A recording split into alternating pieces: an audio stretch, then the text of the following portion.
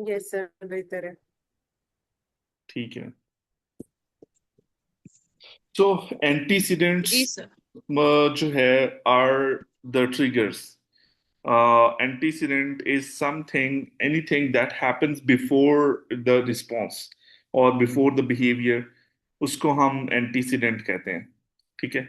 Antecedent interventions का मतलब ये है कि हमें बिहेवियर्स को इंटरवीन करना है, बट एंटीसीडेंट्स को मॉडिफाई करके, ना कि कॉन्सिक्वेंस को मॉडिफाई करके। ये चीज हमने बहुत पहले पढ़ी थी कि बिहेवियर्स जो हैं, अगर हमने उसको चेंज करना है, so we have to manipulate the antecedents और the consequences. A B C में, ए और बी में हम ए और सी को चेंज करें, तो बिहेवियर ऑटोमेटिकली चेंज होना शुरू हो जाते हैं, मैनिपुलेट होना शुरू हो जाते हैं। तो जो एंटीसीडेंट बेस्ड इंटरवेंशंस होती हैं, इनको हम अवॉइडिंग स्ट्रेटजीज कहते हैं। ऐसी स्ट्रेटजीज जिससे हम बिहेवियर को अवॉइड कर सकें। ठीक है।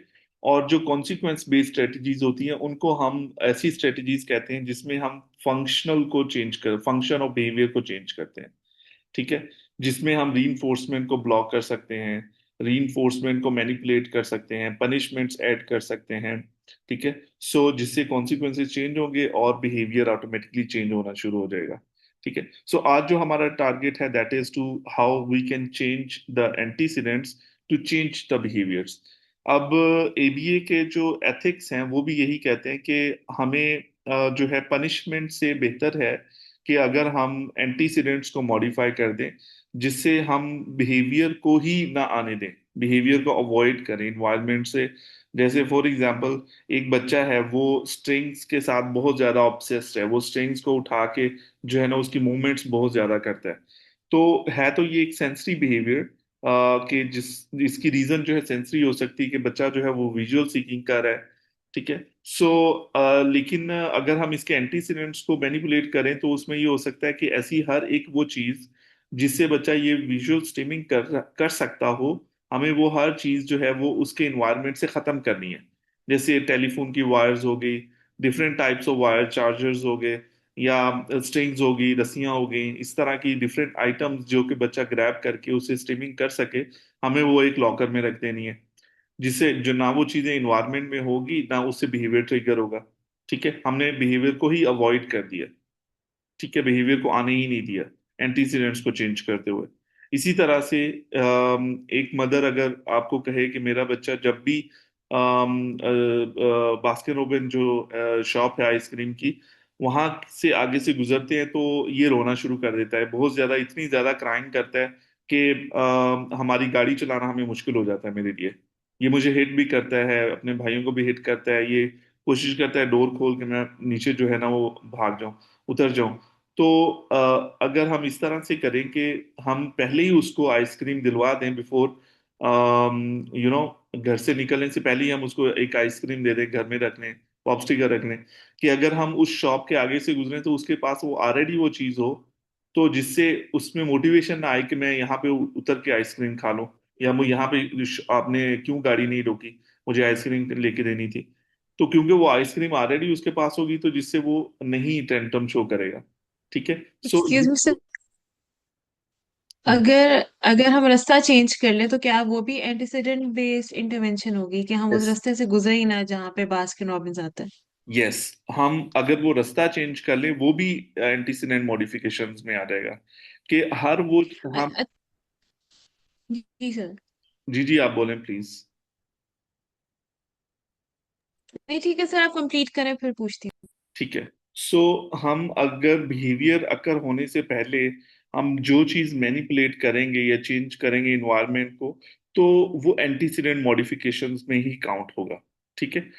सो ये बेसिकली इसका एक अंडरस्टैंडिंग है एंटीसीडेंट्स की, कि कैसे हम एंटीसीडेंट्स को चेंज करें कि बिहेवियर साथ साथ चेंज हो जाए। इसके लिए जरूरी होता है कि आपके पास बिहेवियर का डेटा जरूर हो, एबीसी डेटा।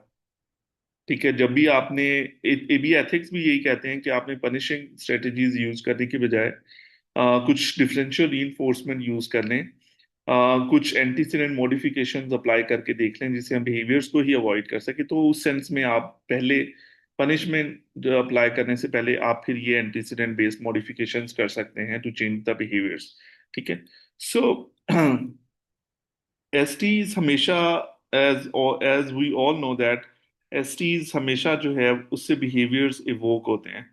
क्योंकि उस पे प्रीवियसली रीइंफोर्समेंट मिली होती बिहेवियर्स को, जिस वजह से एसटीज से बिहेवियर्स आते ही आते हैं। और एमओ भी हम लोगों ने डिस्कस किया हुआ कि एमओ इज समथिंग जिससे बिहेवियर्स की फ्रिक्वेंसी या अकरेंस जो है वो अफेक्ट हो सकती है।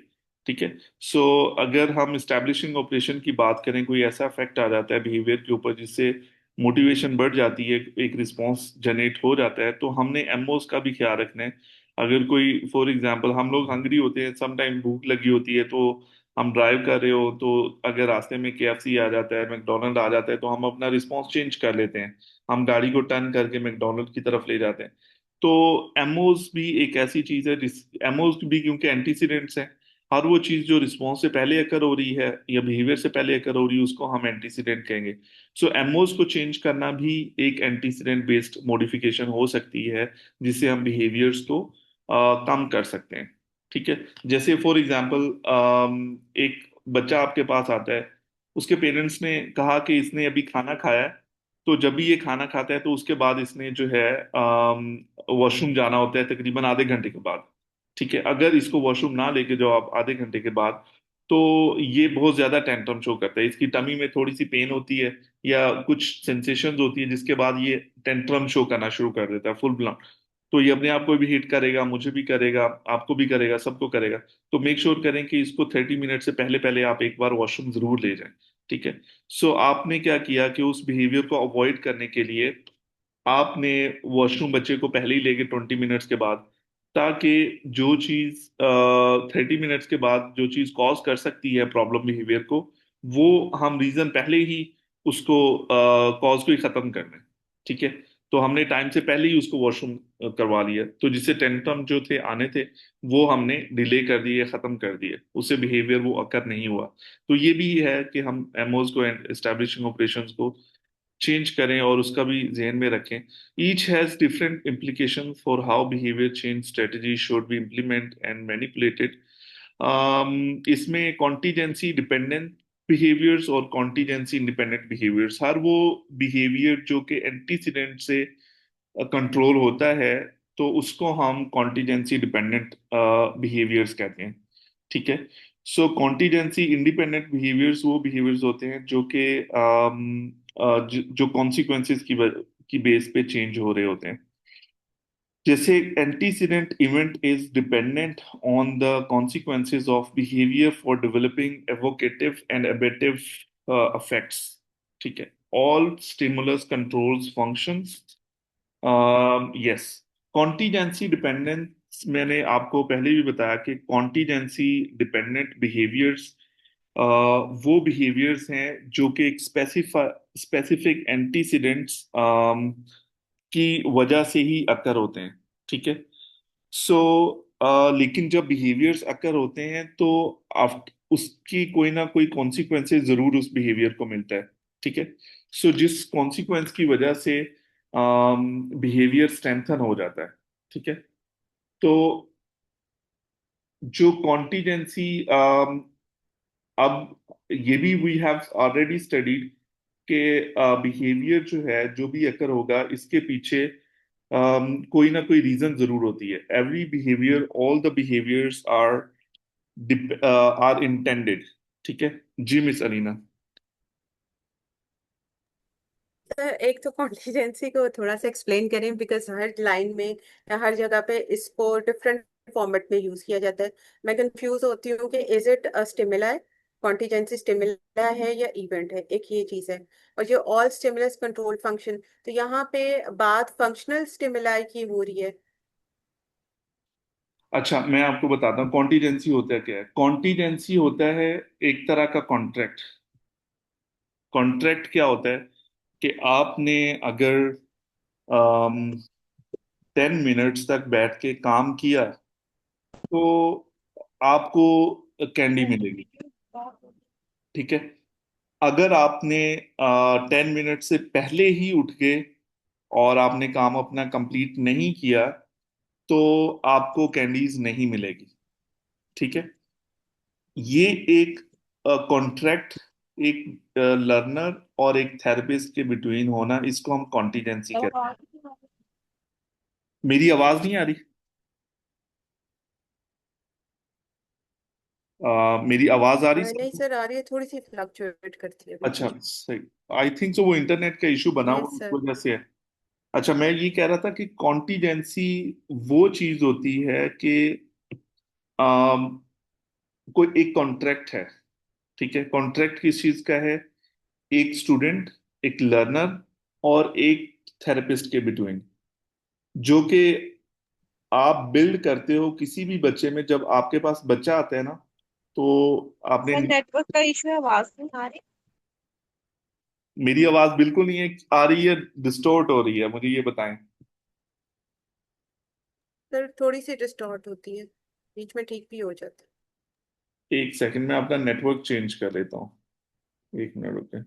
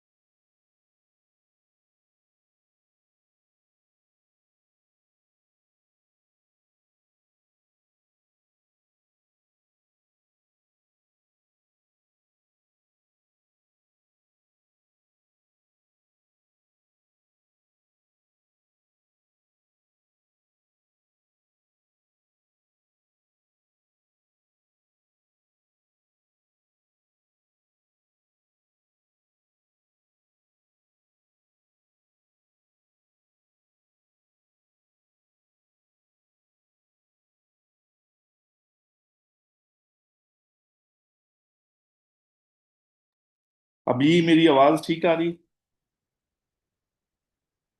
है। Yes sir. ठीक है, वेरी गुड। अच्छा, तो कॉन्टीजेंसी एक कॉन्ट्रैक्ट है किसी भी एक लर्नर और एक थेरेपिस्ट के बीच। ठीक है। अब होता यह है कि जब कोई भी थेरेपिस्ट एक न्यू सेशन स्टार्ट करता है, तो वो अपने बच्चे के साथ एक बॉन्ड क्रिएट करता है। बॉन्ड क्या होता है कि बच्चा लर्न करता है कि अगर मैं थेरेपिस्ट को रिस्पॉन्स दूंगा तो मुझे रीइंफोर्समेंट मिलेगी। अगर मैं थेरेपिस्ट को रिस्पॉन्स नहीं दूंगा तो मुझे रीइंफोर्समेंट या एप्रिसिएशन नहीं मिलेगी। ठीक है। तो ये जो कॉन्सेप्ट है, एक कॉन्ट्रैक्ट है between the learner and the therapist, is called the contingency. ठीक है, क्लियर हुआ आपको कि ए ए पर इफ एंड देन की और कंडीशन होती है। ये थ्री टर्म कॉन्टीजेंसी है, ABC। लाइक एंटीसीडेंट आएंगे, बिहेवियर अकर होगा, कॉन्सिक्वेंसेस मिलेंगे, ये है कॉन्टीजेंसी। तो अब पर इसमें जैसे हम, इफ एंड देन का कॉन्सेप्ट होता है ना कि if it would be happen then I will give you. Exactly बिल्कुल ऐसी है। तो इफ एंड देन का कॉन्सेप्ट भी है। जैसे हम टोकन इकोनॉमी यूज करते हैं किसी भी बच्चे के ऊपर, तो बच्चा क्या करता है कि उसको जब एक्सपेक्टेड रिस्पॉन्स बच्चा देता है तो हम उसको एक टोकन देते हैं। ठीक है। सो जब वो एक्सपेक्टेड रिस्पॉन्स नहीं देता है और कोई बैड रिस्पॉन्स दे देता है, तो हम उसे टोकन वापस भी ले लेते हैं। तो ये चीज की अंडरस्टैंडिंग होना कि मुझे क्यों टोकन मिला है और मुझसे टोकन क्यों लिया गया है, ये एक तरह की कॉन्टीजेंसी है। ठीक है। सो कॉन्टीजेंसी डिपेंडेंसी की जो मैं बात करता हूं, एक अगर हमने रूल बनाया है, ठीक है, हमने बच्चे का, कि अगर तुम अपना होमवर्क कंप्लीट कर लेते हो तो तुम्हें 30 मिनट तक मैं मोबाइल फोन यूज करने दूंगा। ठीक है। सो इसमें जो हम एक्सपेक्ट करते हैं बिहेवियर बच्चे का, वो ये है कि वो अपना होमवर्क करे। ठीक है। अब उसको कॉन्सिक्वेंसेस क्या मिले? ठीक है, कॉन्सिक्वेंसेस उसको पॉजिटिव या नेगेटिव उसी बेस पे मिलेंगे। अगर वो होमवर्क कंप्लीट कर लेता है तो उसको मोबाइल फोन मिल जाएगा। अगर वो होमवर्क कंप्लीट नहीं करता अपना 30 मिनट्स, तो सॉरी, होमवर्क कंप्लीट नहीं करता, तो उसको वो 30 मिनट्स जो मोबाइल मिलना था वो नहीं मिलेगा। ठीक है।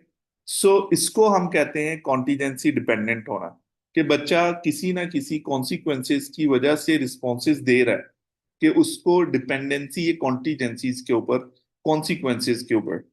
अब हम जब भी कोई न्यू सेशन लेना स्टार्ट करते हैं, एक पेयरिंग सेशंस होते हैं, उसमें हम बिल्कुल सिंपल कमांड्स बच्चे को देते हैं कि लेट्स डू दिस, फिर उस पे रीइंफोर्समेंट्स दे रहे होते हैं। तो हम बेसिकली कॉन्टिजेंसी उस टाइम पे बिल्ड कर रहे होते हैं, क्योंकि ये बच्चे तो बातों से नहीं समझते। इन बच्चों को जब तक ये प्रैक्टिकली ना करके दिखा जाए, तो हम ये सिंपल सिंपल टास्क इस वजह से करते हैं स्टार्ट में, ताकि ये कॉन्टिजेंसी बिल्ड हो जाए कि बच्चा जो है तभी रिस्पॉन्स दे जब जब बच्चे को पता हो कि मुझे रीइंफोर्समेंट मिलेगी, तभी वो विदाउट जो है एनी शोइंग रीइंफोर्समेंट वो आपको रिस्पॉन्सेज फिर भी दे रहा होता है, क्योंकि उसे पता है कि मुझे रीइंफोर्समेंट मिलनी ही मिलनी है। ठीक है। सो ये है कॉन्टिजेंसी डिपेंडेंट बिहेवियर्स, कि जो कॉन्टिजेंसी के अंदर डिपेंडेंट होते हैं कि हमें कोई ना कोई कॉन्सिक्वेंसेस मिलेंगे। ठीक है।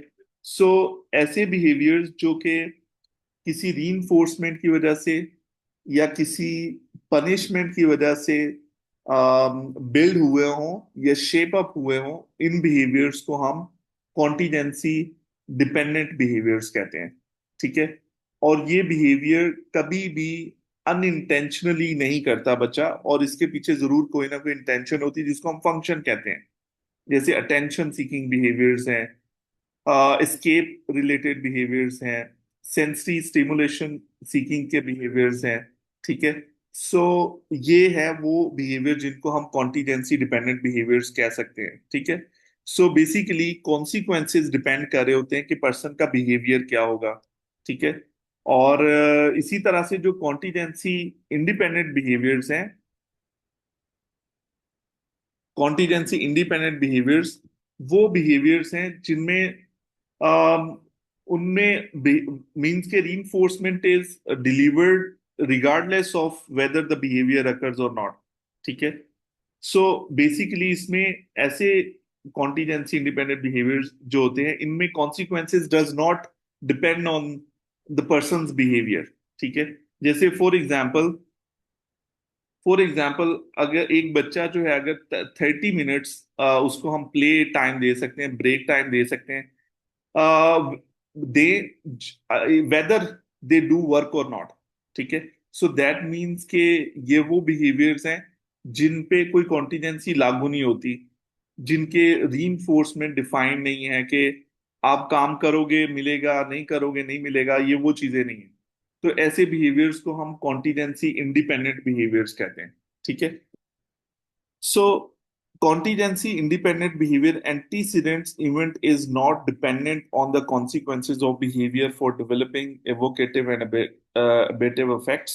जैसे मैंने पहले भी बताया कि consequences जो हैं वो डिपेंड नहीं कर रहे होते कि बिहेवियर जो है वो अकर होगा या नहीं होगा। ठीक है। सो एंटीसीडेंट इवेंट्स जितने भी हैं, antecedent itself affects behaviour consequences relations. इसमें एंटीसीडेंट्स बेसिकली कर रहे होते हैं कि जैसे फॉर एग्जांपल कोई भी बिहेवियर जो एंटीसीडेंट से ट्रिगर हो जाता है। एक बच्चा है, अगर उसको लाउड साउंड सुनाई देती है तो बिहेवियर ट्रिगर हो गया। एक बच्चा है, उसको हम डिमांड्स पुट करते हैं तो उससे बिहेवियर ट्रिगर हो गया, बिहेवियर अकर हो गया। ठीक है। सो ये बेसिकली एंटीसीडेंट बेस्ड बिहेवियर्स भी इन्हें हम कह सकते हैं, कि जो एंटीसीडेंट की वजह से बिहेवियर्स अकर होते हैं, इनके कॉन्सिक्वेंसेस जो है वो इनको शेप नहीं कर रहे होते, बल्कि एंटीसीडेंट्स इटसेल्फ बिहेवियर को अफेक्ट करते हैं। ठीक है। So MOs are the contingency independent behaviors. जैसे मैंने आपको बताया कि मुझे भूख लगी हुई है, एमओ है आई एम फूड डिप्राइव्ड। सो मैं अपनी गाड़ी जो है हाईवे से उतार के केएफसी की तरफ ले जाऊंगा, अपनी गाड़ी हाईवे से उतार के मैं मैकडोनल्ड की तरफ ले जाऊंगा। अब ये मेरा बिहेवियर कॉन्टिजेंसी इंडिपेंडेंट बिहेवियर है। क्योंकि ये कॉन्सिक्वेंसेस की वजह से अगर नहीं हुआ, इन बिहेवियर्स को कॉन्सिक्वेंसेस कंट्रोल नहीं कर रहे, ये कॉन्टिजेंसी से बाहर के बिहेवियर्स हैं, एंटी इनमें कॉन्सिक्वेंसेस अफेक्ट नहीं कर रहे, ये एंटीसीडेंट्स हैं या मोटिवेटिंग ऑपरेशंस हैं जो कि मेरे बिहेवियर्स को अफेक्ट कर रहे हैं कि बिहेवियर मेरा अकर होगा या नहीं होगा। अगर मुझे भूख लगी है तो बिहेवियर अकर होगा, अगर मुझे भूख नहीं लगी बिहेवियर अकर नहीं होगा। ठीक है, ये एमओज बेसिकली कंट्रोल करते हैं बिहेवियर्स को। सो लेकिन सर, जैसे अगर मैकडोनल्ड्स बंद है और आपको भूख भी लगी है, तभी आप उस तरफ तो नहीं जाएंगे ना। तो खाने का मिलना भी तो एक कॉन्टिजेंसी है, एक कॉन्सिक्वेंस है। एग्जैक्टली ऐसे ही है। तो बेसिकली इसमें मैटर तो फिर करता हम है इसको कि कैसे कहते हैं कि अगर मैं फूड डिप्राइव्ड हूं तो मुझे मैकडोनल्ड नहीं मिला तो मैं जल्दी जल्दी ड्राइव करके घर वापस चला जाऊंगा कि भाई कुछ खा लूं, या कुछ खाने की कोशिश तो करूंगा ना, I will try to eat something. So मेरा रिस्पॉन्स जो है मेरे एमओज की वजह से शेप हो गया है। अगर मैकडोनल्ड बंद है तो then I will try something else. ठीक है। तो ये डिफरेंस है in between the contingency dependent behaviours and contingency independent behaviour. Means के डिपेंडेंट बिहेवियर्स में अमूमन जो है वो आपके कॉन्सिक्वेंसेस मैटर कर रहे होते हैं। ठीक है। सो आपके कॉन्सिक्वेंसेस मैटर करते हैं, और जो कॉन्टिजेंसी इंडिपेंडेंट बिहेवियर्स हैं उनमें आपके एंटीसीडेंट्स मैटर करते हैं कि बिहेवियर अकर होगा या नहीं होगा। मीन्स के इस पे कोई कॉन्टिजेंसी लागू नहीं होती। अब जैसे एंटी नॉन कॉन्टिजेंट एक्सरसाइजेज एक स्ट्रेटजी है एंटीसीडेंट मॉडिफिकेशंस में, कि जो एनसीआर होता क्या है कि कोई ऐसी चीज जिसकी वजह से बिहेवियर अकर हो रहा होता है।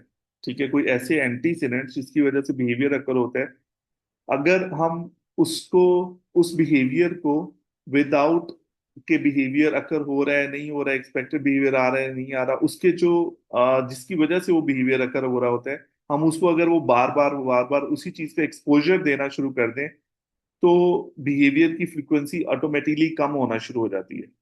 ठीक है, ये एनसीआर। अब जैसे बच्चे को स्विंग बहुत ज्यादा अट्रैक्ट करती है। ठीक है। अब मैं अगर करूं कि उस बच्चे को फ्रीली स्विंग पे छोड़ दूं, ठीक है, उसको विदाउट एनी कॉन्टिजेंसी मैंने उसको फ्रीली स्विंग दे दिया है, उससे क्या होगा, उसमें एबेटिव इफेक्ट आना शुरू हो जाएगा। अबेटिव इफेक्ट्स क्या है कि जिसमें बिहेवियर अबॉलिश होना शुरू हो जाएगा। ठीक है। सो आहिस्ता आहिस्ता आहिस्ता आहिस्ता उसकी जो मोटिवेशन थी स्विंग लेने की बच्चे की वो कम हो जाएगी, क्योंकि उसको फ्रीली जो है एक्सेस है स्विंग के ऊपर। तो हमने कोई कॉन्टिजेंसी बिल्ड नहीं करी कि आपने रिस्पॉन्स दिया है तो फिर ही आपको स्विंग मिलेगी, अगर नहीं दिया तो नहीं मिलेगी। ऐसी कोई कॉन्टिजेंसी नहीं है। अब वो बार बार जब एक ही चीज के साथ उसका एक्सपोजर होगा तो ऑटोमेटिकली उस पे अबेटिव इफेक्ट आएगा, अबॉलिशिंग इफेक्ट आएगा, जिसकी वजह से स्विंग पे जाने का जो बिहेवियर है वो कम हो जाएगा। ठीक है, क्योंकि मोटिवेशन कम होगी, अब इतना मजा नहीं आता जैसे पहले आता था, एंजॉय नहीं कर पाता। जैसे अमूमन आप लोगों ने भी देखा होगा कि अगर हम एक ही नाश्ता हर रोज करें तो हम बोर हो जाते हैं। ठीक है, हमारा दिल नहीं करता वो नाश्ता दोबारा खाने को। अगर 2 हफ्ते 3 हफ्ते हम नान चना खाना शुरू कर दें नाश्ते में, या हम हलवा पूड़ी खाना शुरू कर दें नाश्ते में, तो 1-2 हफ्तों के बाद हमारा वो मोटिवेशन ही नहीं रहेगी हलवा पूड़ी के लिए। ठीक है, वो क्या, क्योंकि उसमें बेटर इफेक्ट आ गया कि हम उससे इतना ज्यादा एक्सपोजर हो गया, इतना ज्यादा वो इनटेक कर लिया कि अब उसके लिए मोटिवेशन नहीं होती कि यार ये चीज होनी चाहिए। ठीक है। तो ये बेसिकली है कि कॉन्टिजेंसी इंडिपेंडेंट बिहेवियर्स को हम इस तरह से भी शेप अप कर सकते हैं कि अगर हम एनसीआर उन पे अप्लाई कर दें, जैसे ऐसे बिहेवियर्स जिनको हम रिड्यूस करना चाह रहे हो, तो हम DRO के साथ भी उसको एनसीआर को मर्ज कर सकते हैं, differential reinforcement of other behaviours.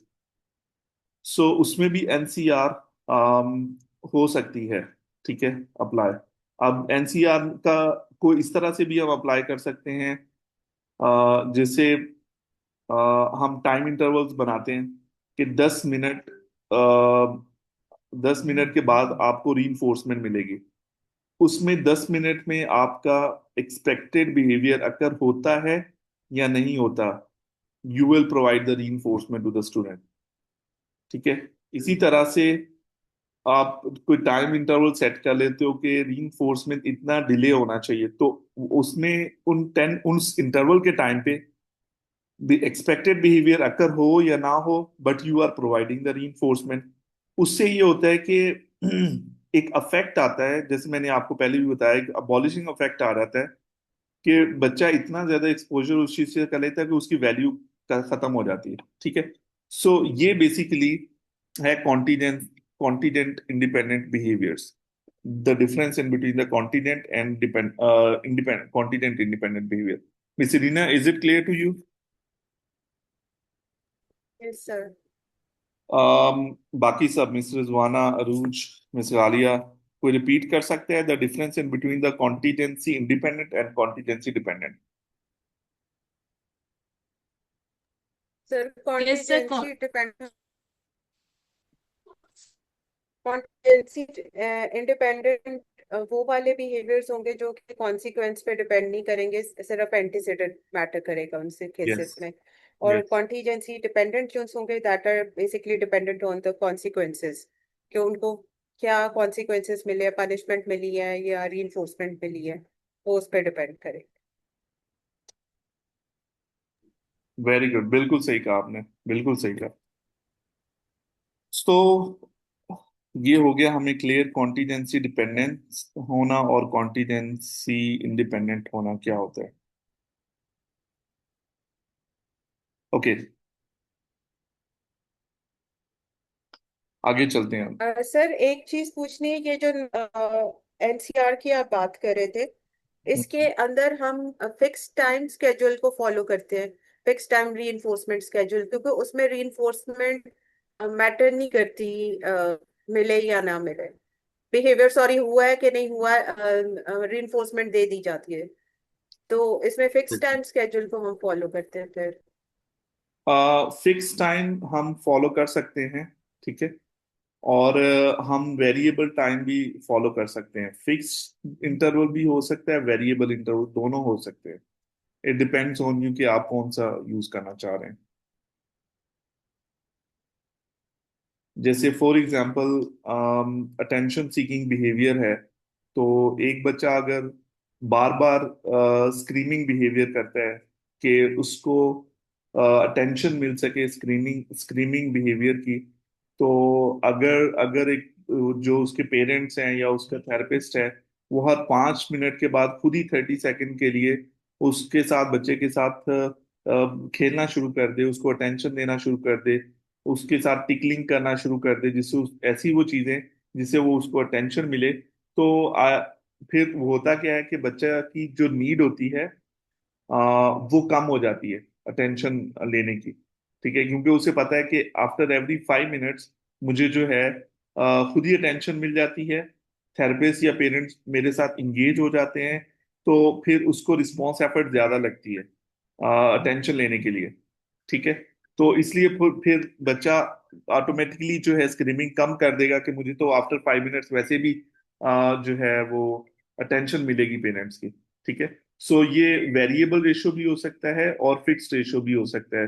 Sir variable ratio क्या होगा, यही मैं सॉरी, बात पूछ रही हूँ ना, क्योंकि वेरिएबल में तो वेरिएबल वे, इंटरवल, सॉरी हाँ मेरा जी। Mistake, variable interval. ठीक है। जस्ट एक सेकंड में कॉल अटेंड कर लूं, फिर हम कंटिन्यू करते हैं।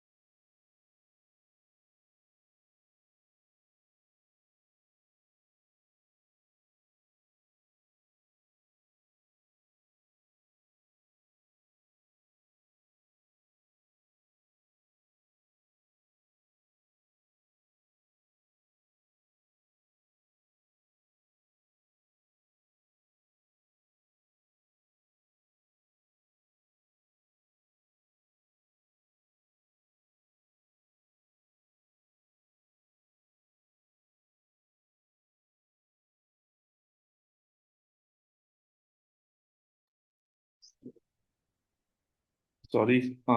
ओके, हम किसी चीज पे डिस्कस कर रहे थे। Yes sir, okay. जो सा आपने री इन्फोर्सर है वो फिक्स टाइमर